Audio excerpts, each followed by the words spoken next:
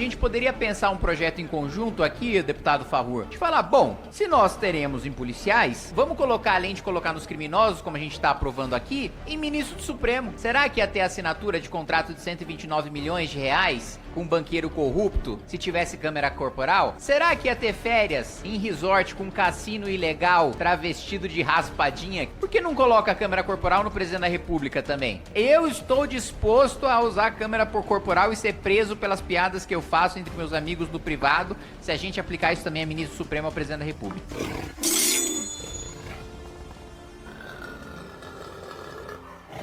Ontem foi morta a doutora Andréa Marins. Ela tem 61 anos, médica, cirurgiã oncológica, dedicando a sua vida às mulheres. Ela sai de casa dirigindo o seu carro. Vamos imaginar esta cena, que é real, aconteceu antes de ontem. Daí tem uma perseguição policial, ali em Cascadura, Zona Norte. O que as pessoas estão dizendo, e requer investigação, é que o carro dela foi confundido com o carro de um criminoso e por isso ela foi alvejada e morreu. Tinha visitado os seus pais, ela cuidava dos seus pais. Isso precisa de investigação. Nós queremos acesso às imagens das câmeras corporais nos uniformes policiais. Mas o que temos de acesso até agora, por exemplo, mostra que uma trabalhadora dirigindo o seu carro foi executada, no caso, por uma ação policial inconsequente. Daí, senhor presidente, Fraga, a gente poderia pensar, mas foi um fato isolado, foi uma ação inconsequente. Trouxe aqui, falei no plenário hoje, alguns exemplos, Fraga. 80 tiros, está aqui, ó. Depoimento de militares incriminam vítima e relatam tensão. Um homem negro confundido com um criminoso, 80 tiros executado pela polícia do Rio de Janeiro. PM diz que o policial que atingiu o rapaz confundiu estouro de pneu com tiro. Mais uma pessoa atingida porque o policial confundiu estouro de pneu com tiro. Estudante de jornalismo é confundido com criminoso e baleado por policial reformado no Rio de Janeiro. E segue. Homem morre após ser baleado em ação do Exército na zona oeste do Rio de Janeiro. E segue. Policiais deram mais de 100 tiros em carros de jovens mortos no Rio.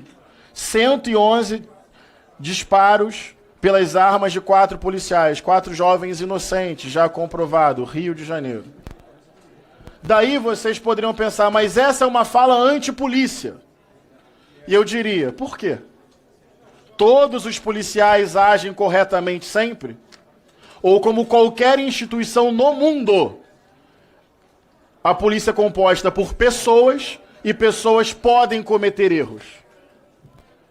Ou essas mortes vão ser naturalizadas?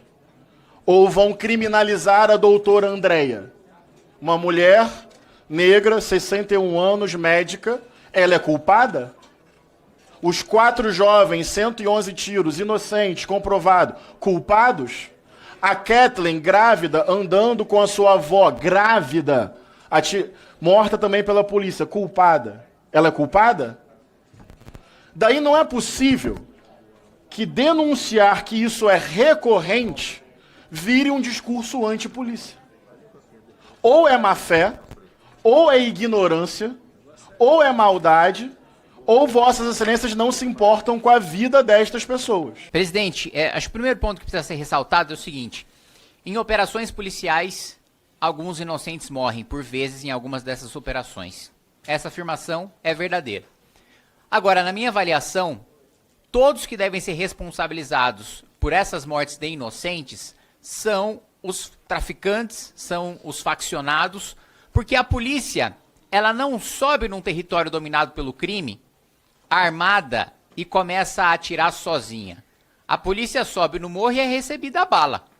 E quando há troca de tiros, é óbvio que, primeiro, a polícia tem um treinamento muito melhor do que os faccionados e erra muito menos e tem muito menos bala perdida que que mata inocente que parte de policial do que de parte de criminoso. Agora, só tem troca de tiro por causa do criminoso.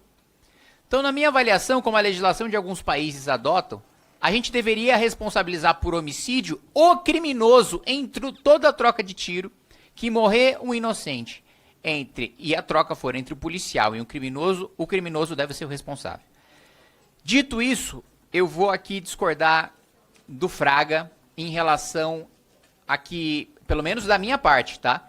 De ser contra o projeto do deputado Pastor Henrique, porque é o Pastor Henrique. Eu não tenho nenhum problema de votar projeto de nenhum deputado se o projeto for bom, né? Não tenho nenhum problema. Agora, por exemplo, o Lula zerou a tributação em relação aos combustíveis. Eu voto a favor. Eu não tenho nenhum problema de ter vindo o Lula. Assim como não tenho nenhum problema do projeto ter vindo do Pastor Henrique. O meu problema vem porque eu leio o texto e o texto está na minha frente. É um texto muito simples, as mudanças estão aqui numa única página. Ele diz o seguinte, que para a destinação do Fundo Nacional de Segurança, quando uma comunidade for afetada diretamente pela violência de operação policial, 5% dos recursos do fundo deve ser aplicado nessas comunidades. Existe um problema técnico fundamental nesse projeto, qual seja, o fundo já possui um rol taxativo, ou seja, não pode se escapar daquilo, de onde os recursos podem ser aplicados. Quando o deputado Pastor Henrique coloca que 5%, e eu já discordo de 5%, como eu discordaria de 1%, como eu discordaria de 100%, porque eu sou contra a vinculação orçamentária, mas essa já é outra discordância, de vincular por qualquer coisa, assim como do Coronel Ulisses, que é um deputado com quem eu tenho um bom relacionamento e certo alinhamento ideológico. Eu fui contra, porque sou contra a vinculação orçamentária, no caso dele era violência contra a mulher, nesse caso é reverter para as comunidades, mas o problema fundamental do projeto é que não está voltado para a vítima. O projeto em nenhum momento diz, deputado Fraga, que eu vou pegar essa parcela do fundo e vou direcionar para a vítima, para a família da vítima, que eu vou indenizá-la, que eu vou ressarci-la em razão daquela morte, em razão daquela injustiça. Ele coloca, primeiramente, que deve ser aplicado na comunidade, aí, diretamente atingida, eu já acho que dá certa margem de discricionariedade para o executivo separar o que é afetação direta e o que é afetação indireta, e pela violência de operações policiais. Toda operação policial tem violência. Essa violência, em nenhum momento no texto, diz que deve resultar na morte ou no prejuízo de uma família inocente. Então, toda comunidade que tiver operação, pelo texto colocado pelo Pastor Henrique, vai receber esse recurso, ainda que nenhum inocente tenha morrido. É o texto. Outro ponto. Como eu coloquei no começo, o rol é taxativo. Existem coisas específicas nas quais eu posso gastar o Fundo Nacional de Segurança. A partir do momento que eu coloco que esse fundo vai ser gasto nessas comunidades, isso não vai para assistência social, isso não vai para educação, isso não vai para saúde. Isso vai para mais polícia e para mais arma. Eu não sei se essa foi a intenção do deputado Pastor Henrique, mas é isso que tecnicamente está colocado pelo texto, razão pela qual eu vou votar a favor da sua rejeição na forma do parecer. Existe uma diferença, senhor presidente, entre monitorar e acompanhar. O monitoramento eletrônico ele é feito 24 horas por dia, emite-se relatórios diários por quais localidades, o tempo que ele permaneceu e se ele permaneceu na área estabelecida pelo juiz de direito. Inclusive, citando ali as proibições dos locais em que este apenado poderá frequentar ou não. Mas, senhor presidente, quantos e quantos casos nós temos de presos, condenados ou não, submetidos à tornozeleira eletrônica, que o Estado simplesmente não consegue, mesmo monitorando 24 horas por dia, não sabe se aquele indivíduo realmente está frequentando a escola, se está frequentando a faculdade, se está frequentando o curso técnico e se ele, durante o período de ausência da unidade prisional, se ele está ou não cometendo crimes. Quantos e quantos casos nós temos aí de policiais militares, guardas civis municipais no Brasil inteiro, que capturam criminosos com a tornozeleira eletrônica em uso. E isso, por si só, não impede, não faz com que aquele apenado, aquele criminoso, ele se sinta constrangido ou impelido a não agir simplesmente pela utilização da tornozeleira eletrônica. Se é possível a utilização de câmeras de monitoramento, das chamadas body cams, aos policiais, por que não também exigir aos criminosos? Então, a regra é a mesma. Então, é por esse e outros motivos, senhor presidente, que a gente entende a necessidade da regulamentação desse projeto, permitindo ao Poder Judiciário e ao próprio Poder Executivo aplicar esta medida quando isso necessário for. Presidente, antes de começar o meu tempo, eu queria só perguntar uma coisa para o relator. Consta aqui da minha nota técnica que no projeto original estava que o criminoso pagaria, aí que depois você tinha substituído por Estado. Você poderia só tirar essa dúvida antes de eu discursar? Pelo projeto, no relatório, consta que o custo desse equipamento será do apenado, a não ser que ele demonstre hipossuficiência ou não tenha efetivamente condições de pagar. E isso tudo abrindo a possibilidade dele, durante o cumprimento da pena, ele realizando trabalhos ou algum tipo de remuneração, que isso possa ser abatido em suaves parcelas, mas o pagamento será feito pelo apenado. Entendi. Bom, então, o primeiro ponto a ser elogiado do relatório do deputado Capitão Alden, que eu já coloco, é de que, de fato, o criminoso tem que ser supervisionado, tem que ter câmera. Aliás, na minha avaliação, na maioria esmagadora das hipóteses, nem deveria estar de tornozeleira, deveria estar na cadeia, mas aí a gente estaria mudando outro ponto da nossa legislação. Infelizmente, a gente não tem uma constituição como a Constituição japonesa, que, nesse caso, quando o sujeito tem uma dívida em razão de um crime, ele continua preso até pagar essa dívida trabalhando dentro do presídio. Não só no Japão você tem pena de trabalho forçado, ou você trabalha ou você não sai, mas na pena de multa você ainda trabalha mais ainda e continua preso se você não tem dinheiro em caixa para você pagar aquilo. Infelizmente a nossa Constituição não permite. Mas agora eu quero colocar um outro ponto, porque toda essa discussão começa por causa da imposição de câmeras nos policiais. E eu gostaria até, a gente poderia pensar um projeto em conjunto aqui, deputado Farrur, de falar, bom, se nós teremos em policiais, vamos colocar, além de colocar nos criminosos, como a gente está aprovando aqui, em ministro do Supremo. Porque foram os ministros do Supremo que fizeram essa imposição em ação constitucional para os policiais usarem câmeras.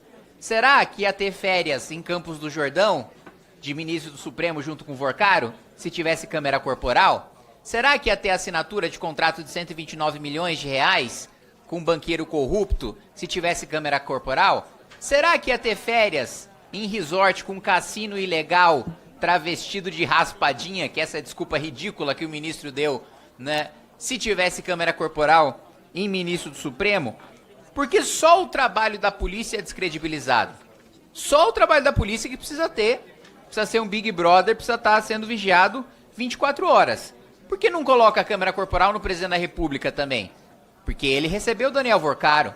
Eu quero saber se o presidente da República chamou, como dizem as mensagens, a quebra de sigilo que a gente teve acesso, chamou o presidente do Banco Central para atender o Vorcaro, chamou o ministro de Minas e Energia para atender o Vorcaro.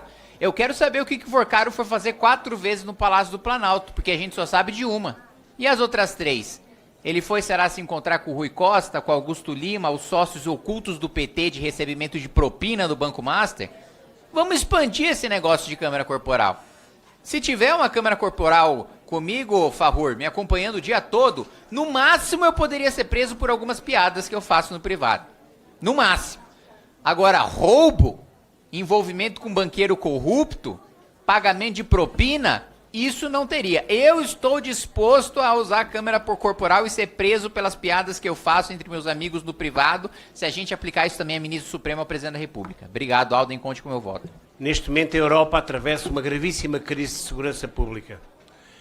O meu país, por exemplo, tornou-se na sede do PCC e do Comando Vermelho para a Europa. É a partir do sul do Tejo, numa terra que nós conhecemos bem, que está a sede do PCC e que alarga os seus atos criminosos a toda a Europa Ocidental. Para nós, portugueses, é terrível, porque não gostamos disso, não queremos isso. Mas o problema, meus caros amigos, é sempre o mesmo. São as autoridades políticas que não querem tomar nenhuma ação. E não é só em Portugal. Neste momento, Bruxelas, que é a cidade onde nós trabalhamos todos, eu vivo lá, é provavelmente o primeiro narco-estado, a Bélgica, o primeiro narco-estado da União Europeia. Há tiroteios todas as noites entre facções terroristas e traficantes de narcóticos. Em Bruxelas, meus caros amigos. Não é no Tungutu, não é lá para as faldas do Monte Everest, não. É na Europa. E a segurança na Europa, ou a insegurança, aumentou exponencialmente com a imigração ilegal e descontrolada. Isto, meus caros amigos, é muito importante que se diga. A criminalidade aumentou de forma exponencial e não foi por acaso. Foi porque nós importámos pessoas, muitas pessoas. O número de imigrantes em Portugal subiu de 400 mil para 2 milhões num país de 10 milhões. Sem, a maior parte deles, sem registro criminal, sem saber quem eles são, sem saber de onde vêm e sem saber aquilo que querem fazer. Portanto, a segurança pública é para nós europeus, neste momento, um problema gravíssimo. E enquanto houver governos de esquerda na Europa, este problema não será resolvido, seguramente. Não é porque a direita seja dura, não é porque a direita seja xenófoba, não é porque a direita seja racista. Não. A direita conservadora é a favor daquilo que construiu os nossos países. Antes de nós, durante séculos, houve guerras, houve revoluções, mas houve pessoas que construíram aquilo que nós somos hoje. E a eles devemos gratidão e temos a responsabilidade de preservar aquilo que nos deixaram. Assim como temos a responsabilidade de deixar aos nossos filhos e aos nossos netos aquilo que os nossos antepassados nos deixaram. Nós somos apenas uma fase de passagem, mas nós temos que ter a responsabilidade dessa passagem. E é por isso que a Europa está a virar à direita, porque os cidadãos europeus, aliás, como a América Latina, porque os cidadãos europeus já perceberam que não é com o socialismo, com a esquerda, com os comunistas, que vão construir uma sociedade melhor. A sociedade melhor está naqueles que lutam por ela, que não são corruptos e que querem uma vida melhor para os seus filhos e para os seus netos. Muito obrigado. Presidente, todos os deputados que aqui estão, cumprimentá-los, desejar boas-vindas. Entendo que a Elizabeth não fala português, but it's an honor to have you here. Please welcome to our house, to the Brazilian National Congress. Please make yourself at home, especially between us right-wing politicians, so it's a pleasure to have you all. Eu quero reforçar a preocupação que foi colocada aqui pelo deputado Antônio sobre o avanço do PCC e do Comando Vermelho. Eu constantemente tenho contato com autoridades americanas e autoridades japonesas que já demonstram preocupação com o avanço do tráfico, especialmente do PCC, para o Japão e para os Estados Unidos.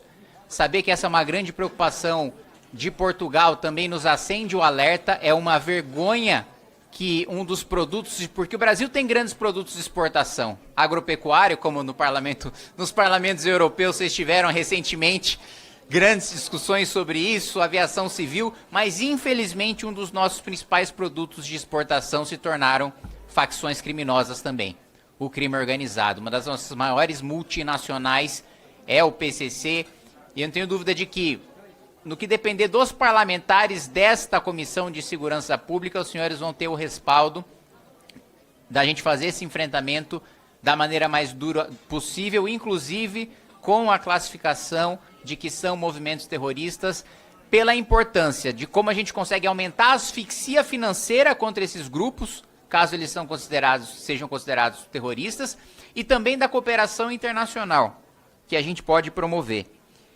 Quero dizer também, e se vocês me concedem aí a ousadia de falar um pouco sobre a Europa, aqui no Brasil está na moda o governo do Partido dos Trabalhadores utilizar a palavra soberania. A verdade é que hoje o Brasil não é um país que tem a capacidade de defender sua própria soberania. Ele não tem condições de controle de fronteira, principalmente em relação à entrada de produtos ilegais, não tem o poder bélico, não tem as condições políticas, não tem as condições econômicas. E eu acho que a gente fracassou nos últimos 40 anos em fazer a construção disso e que a gente precisa correr atrás do prejuízo. Mas a Europa tem. A Europa ainda tem condições de defender a própria soberania. A Europa ainda tem condições de não depender tanto dos recursos dos Estados Unidos da América para defender o próprio território, para se defender de conflitos armados, como hoje, infelizmente, se constrói uma reação europeia, mas ainda entendo que até pela visão dos próprios líderes europeus ainda não é o suficiente. E, além de tudo, um problema grave que foi colocado aqui da pecha de xenófobos, de racistas. O controle à imigração é pauta fundamental e vocês podem saber que da nossa parte, parlamentares de direita do Brasil, que nós sabemos que o Brasil é um país de imigrantes, construído por imigrantes, nós apoiamos a defesa da soberania e o controle de fronteira nos países europeus, porque os imigrantes que construíram o Brasil vieram aqui para trabalhar. Os imigrantes que construíram o Brasil vieram legalmente, não vieram ilegalmente. Muitos deles vieram convidados porque o Brasil precisava desses imigrantes. E, além de tudo, eles vieram para viver do próprio trabalho, eles não vieram para viver de benefícios do governo e nem para viver de produto de crime. Então, se eu posso deixar um recado final para vocês, que vêm aqui tão nobremente representar o Parlamento Europeu nesta casa, é de que, nessa luta de controle de soberania, de controle de imigração, tendo um discurso da defesa do seu povo, da sua língua e do seu território, que eu acho que são coisas que marcam o conservadorismo, vocês têm todo o nosso apoio. Porque eu acho que, sendo do espectro político do qual vocês são, vocês sabem que ou vocês fazem isso, ou a Europa vai deixar de ser Europa. Obrigado.